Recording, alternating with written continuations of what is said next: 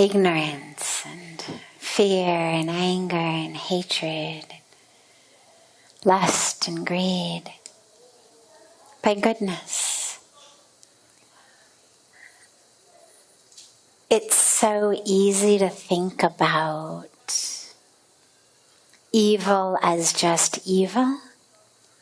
It's so easy to think about it as something that is so separate from us. Oh, that's really evil. That person's really evil. Like, oh, they're a cow and I'm a human, or they're a monkey and I'm a human, or, we're different species. Nobody has to worry I'm going to start to moo, or that I'm going to swing from the branches. Like, we know I'm a different species. But what this beautiful story reminds us is that evil isn't always like that. Yeah, we do have, in history some scary stories of individuals who just seem to be wired wrong. Mental illness compounded with severe trauma in childhood, whatever it may be. We definitely have had instances in history of a few people like that. But what this story reminds us of so powerfully is that most of the evil that's perpetuated in the world, it's not about someone who's evil to the core, or a whole different species than we are. But it's actually about people who have simply allowed one or more of these 10 heads to grow on them. The heads of our ego and our greed and our lust and our anger and our hatred and our fear. And that when we allow these heads to grow, like Ravan had 10 heads. So when we allow those heads to grow on us, we take on those demonic energies. Ravan, today people, they burn his effigies. It's this whole thing, this demon, evil, awful king. He was an incredible scholar. He was a brilliant Vedic scholar. It wasn't like, oh yeah, since childhood, he's been killing cats and lizards and birds, and everybody knew he was going to turn out rotten. It wasn't like that. He was incredibly devoted and dedicated and performed intense sadhana and tapasya and got a lot of wisdom. The problem is these 10 heads. And I'm so interested, in when you study what those 10 vices are, different people actually give you different lists. If you go online and you want to see what are actually the 10 heads of Ravan, there's some that always overlap.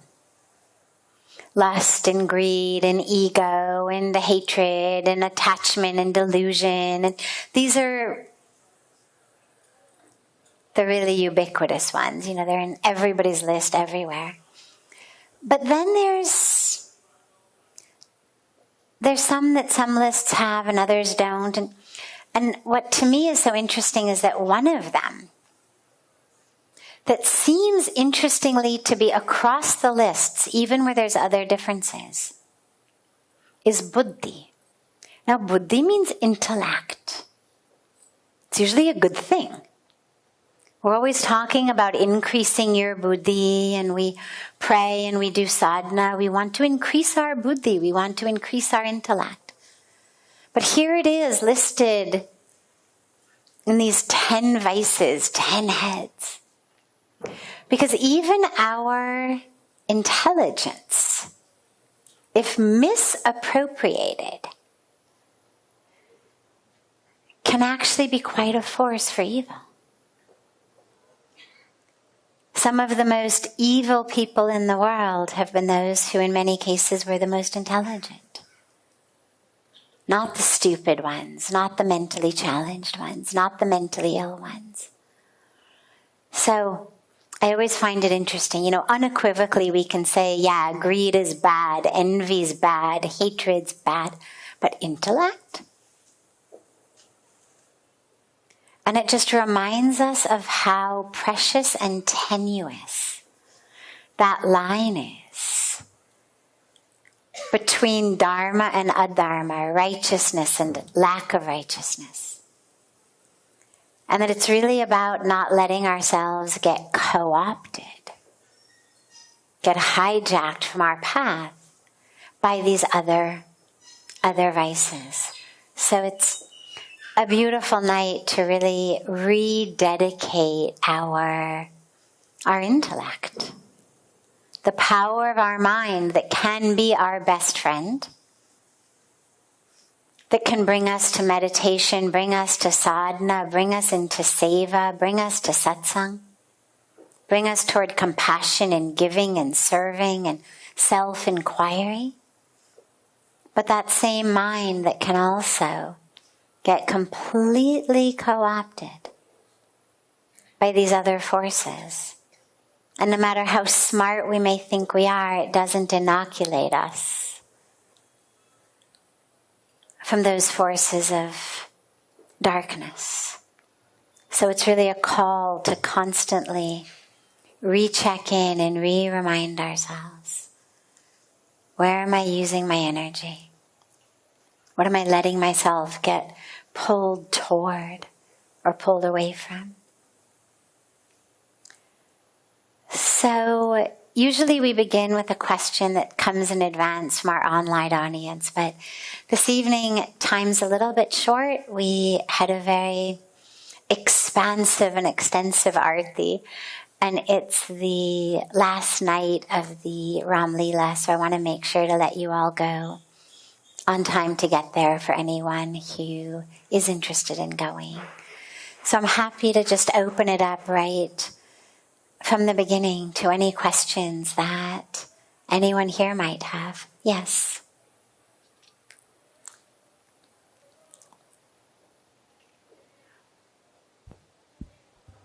Namaste. Namaste.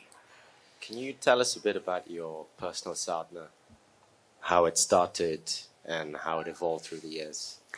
Sure. My personal sadhana, he asked about, how it started and how it's evolved over the years.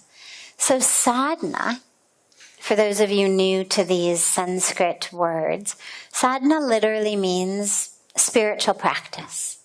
It's a blanket umbrella term for really anything that we're doing that's bringing us closer to the divine, that's purifying our mind, helping us walk farther on our path. So typically sadhana includes meditation, prayers, chanting, yoga, selfless service, all of these different things.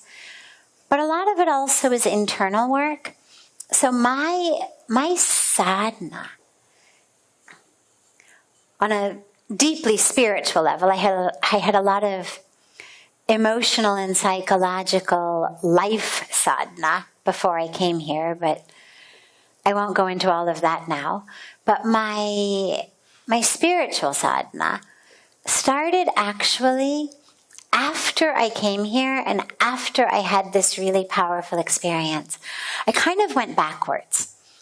Most of us embark on a path of meditation and prayer, seva, chanting, yoga, and then slowly, by grace, we start to have divine experiences and connect more and more with the divine. I actually went backwards. I had done no sadhana of any kind of, anything that you would recognize as sadhana. I was not religious. I was not even someone who identified as spiritual. I was an academic. I was a scientist. I was struggling in a lot of ways in my own life with my own childhood history and the ramifications it had on my psyche and my relationships and my schoolwork. I was in the middle of a PhD program. but I was not doing any kind of meditation or prayers or chanting. I actually had always felt like I was sort of disqualified in a way from being spiritual because I didn't feel like I was pure enough. I knew some people who were spiritual, not many, but some.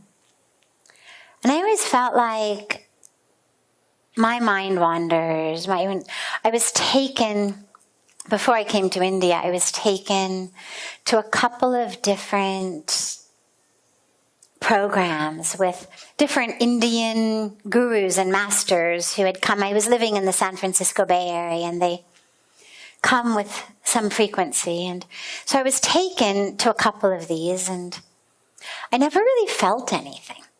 I remember my favorite part of all of them is, very embarrassing as it is to say 30 years later, 27 years of which I've spent living in India.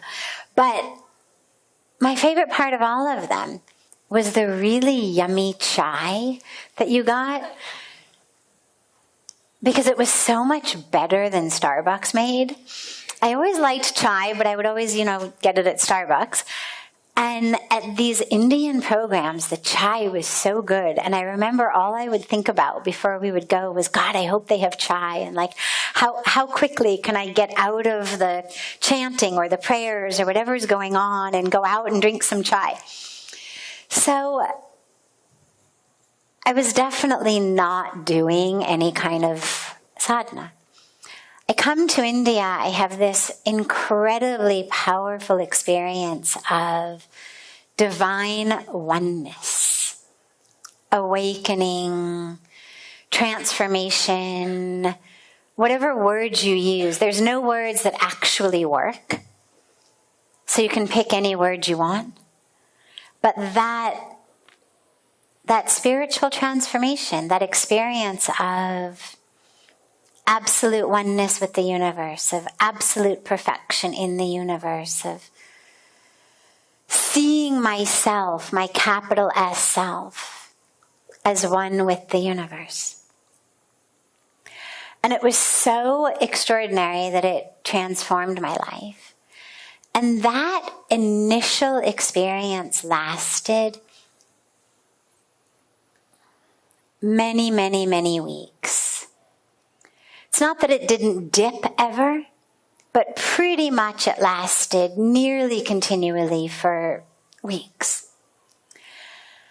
And it wasn't until, and I kept having more powerful experiences. They just kept building on each other. So I was living in this really nearly constant, not 100% constant, but nearly constant experience of just God intoxication. I mean, all I could say most of the time was just, oh my God, it's so beautiful. And oh my God, it's so beautiful. And I just had tears pouring down my eyes. And at some point, and I don't remember exactly when it happened, but at some point, that the intensity of that experience started to come down.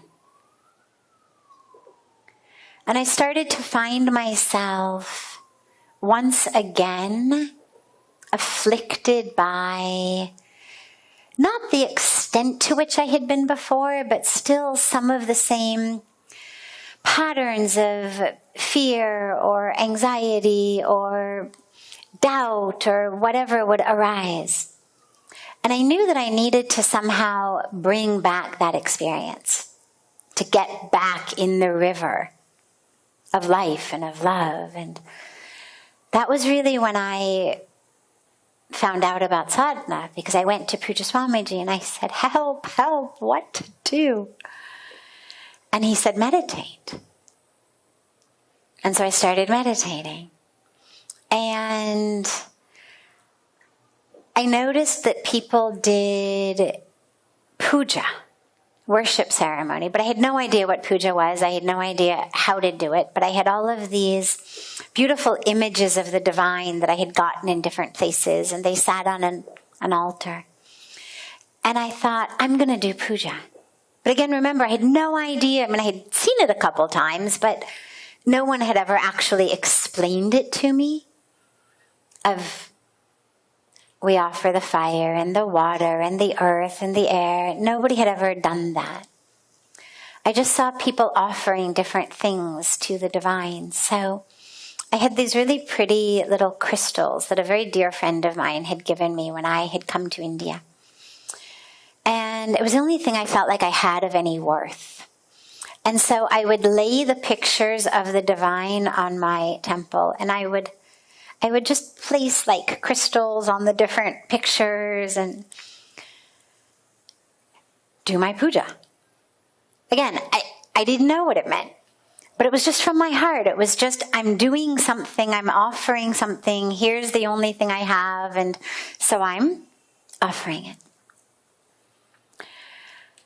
I heard Pujya Swamiji once speaking. There was a group that had come in from America, actually, and he was talking about the power of mantra. And especially mantra jap, doing japa with your mala with the mantra.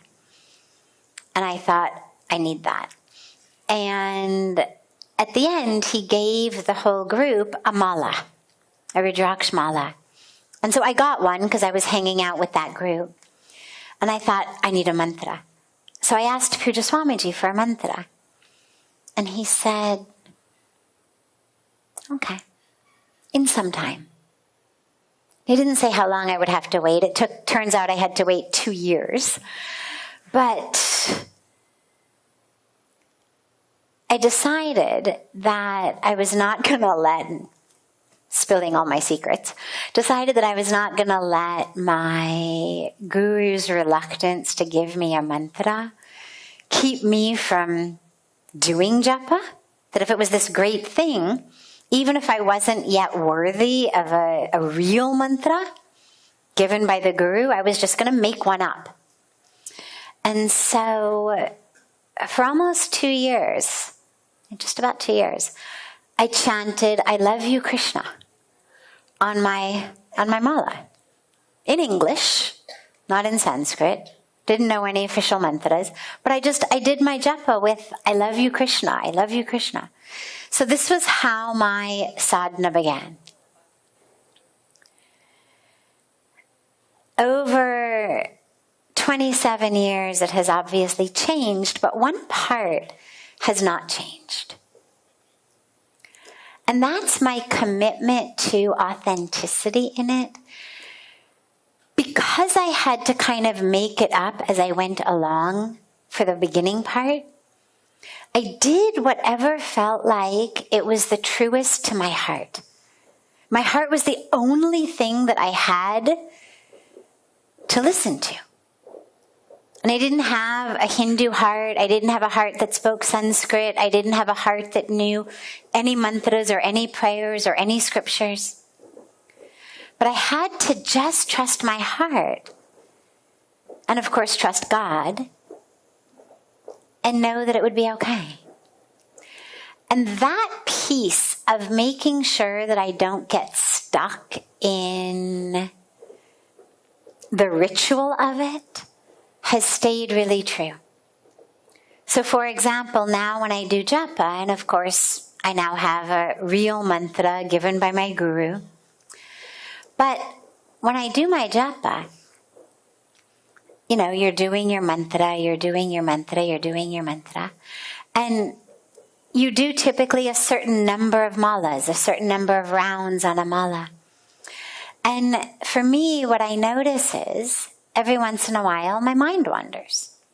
Every once in a while, I find I'm doing this on my mala, but my mind is actually somewhere else.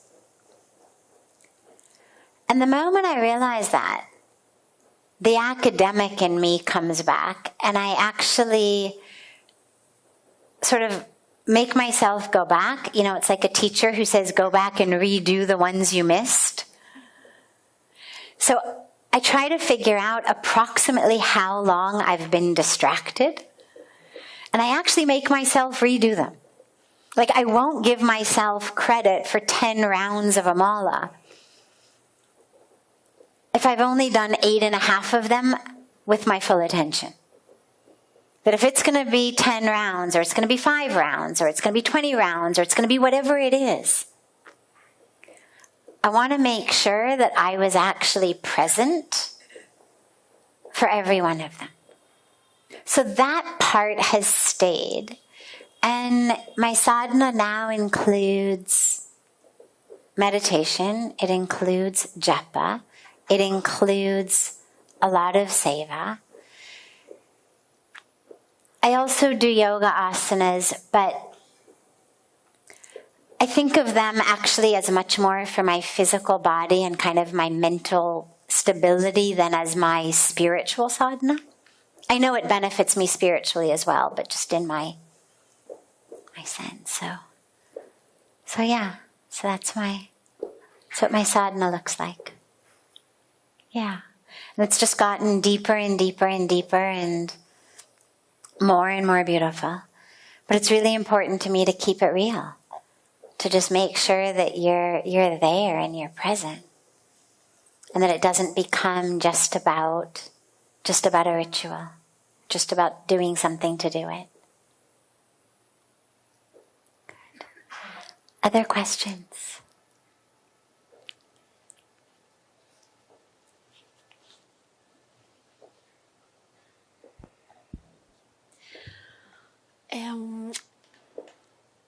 How can we combine our spiritual path or our sadhana, I didn't know the word, I just learned it, with the fact that we have a very, very ill, beloved animal we need to sacrifice?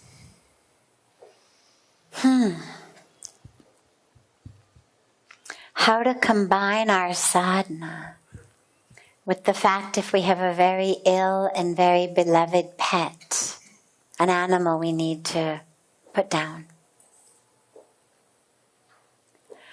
Well, our sadhana is that which actually brings us from body to soul.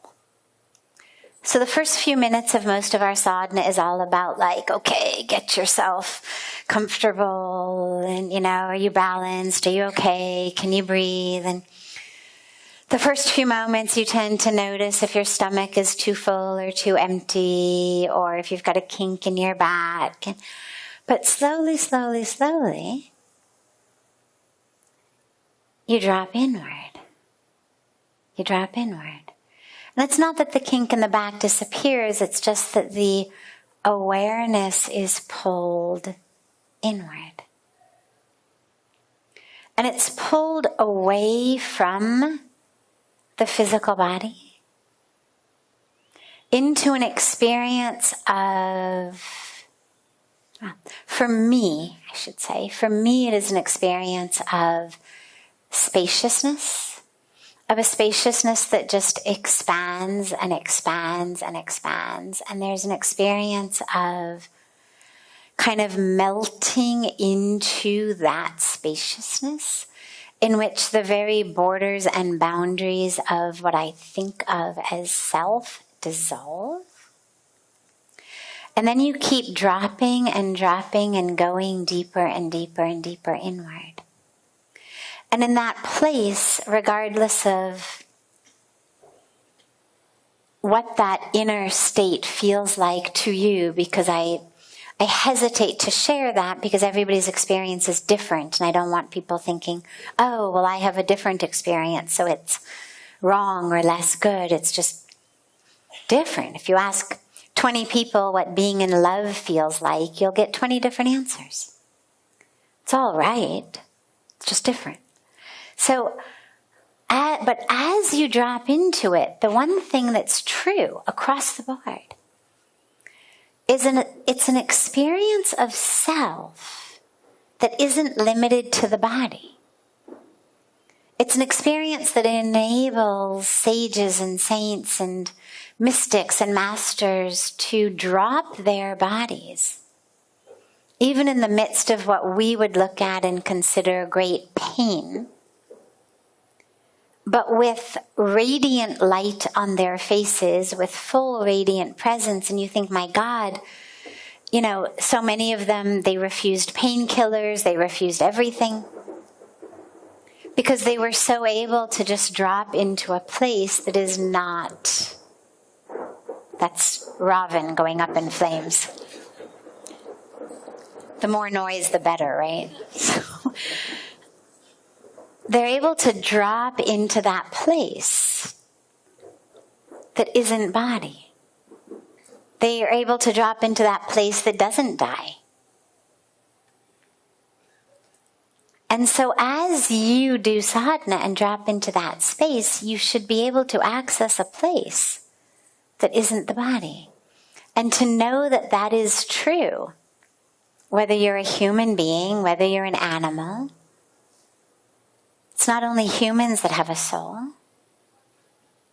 Animals have one. And so allow that not body in you, that soul, that spirit of you, to connect with the soul, the spirit of your beautiful animal friend. To know that the body is in pain, sick, decrepit, disintegrating, doing what matter does, disintegrates. But that you're connected on a level that isn't just body. And that you're not killing him or her, but you're just helping them drop that body so that you can connect as soul. Yeah. And also, lastly, the other thing that sadhana does is it helps us get detached. Attachment and the delusion that comes from attachment. It's interesting, the Sanskrit word moha is defined typically as attachment, but also frequently as delusion. Same word, but two different English definitions, attachment and delusion. So it's the delusion that arises out of attachment and the attachment to our delusions. And so your sadhana helps you pull out of that so that you're not attached to the physical form and you can connect with soul and spirit. Beautiful. If there's one more question, we have time for one more if there is. Yes. What are the biggest mistakes you have done on your journey, spiritual journey? Biggest mistakes I've made on my spiritual journey. Oh, God. That's not a quick question. I honestly can't even count them. Because the biggest mistakes are always internal. I mean, I haven't broken any vows. There's no, juicy story of that, that I could say, oh yeah, I vowed to this, but I broke that. So there's no mistakes on that external level. Sure, I've lost my temper. Sure, I've said things and behaved in ways that I later thought, oh, not who I want to be in the world. But the biggest mistakes are the internal mistakes. The biggest mistakes are the mistakes of forgetting that it's all in God's hands. Of starting to think that it's actually up to you. That you're actually something. That you actually can make things happen. That illusion that somehow you know better than God, that you're going to just fix this situation that God has created. Those are the stuff that the biggest mistakes come from. They're not the outer manifestations. Externally, I've been pretty good. I get an A in good behavior. But internally,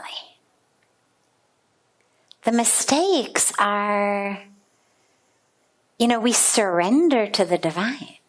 When you take vows of sannyas, it's a vow of surrendering, a full surrender.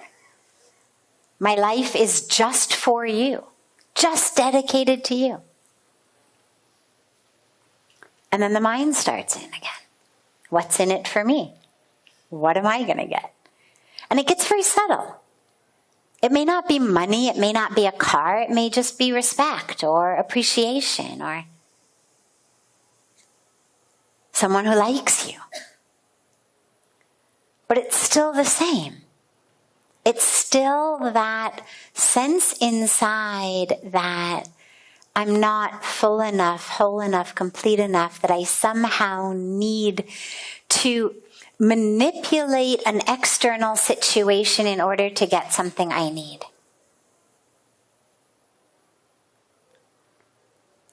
And what that means is I don't trust fully. It means I'm not fully surrendered. So those moments arise. Thankfully, they get a lot fewer and farther between as the years go by.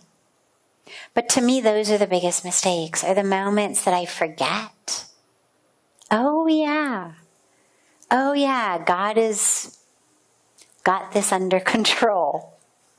Oh yeah. The driver of my chariot knows exactly where we're going. I don't need to backseat drive. Oh yeah. Everything that happens for a beautiful reason. Oh yeah. And that doesn't mean it's easy. That doesn't mean it feels beautiful at the time. I'm not whitewashing over difficulties. It may become beautiful only when you step far enough back. You know, if you've ever been to an art museum, beautiful art museum with beautiful pieces of art, in many of them, they'll put a bench or even something on the floor to show you where the appropriate distance is from that particular piece of art so that you can enjoy it the best. Some of them you want to get really close up. Some of them you want to be right up there and see it all. But for some beautiful pieces of art, you actually have to be kind of across the room. And only then do you really get it in its fullest beauty. And so when I say that everything happens for a beautiful reason, I don't mean it feels good always at the time. But I mean that when we get able to step far enough back, we're able to see the beauty.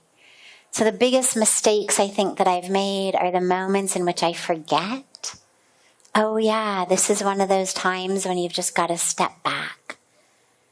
Or oh, this is one of those times you've got to get in up a lot closer in order to see really what's wanted of you in that moment. So I hope that answers your question. Wonderful. Have a beautiful, beautiful Dashera evening.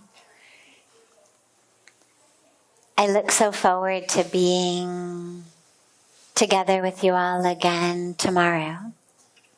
I believe that after the beautiful, expansive ceremonies of the last few days, we will most likely be back to our regular timing of 6:30 for satsang from tomorrow.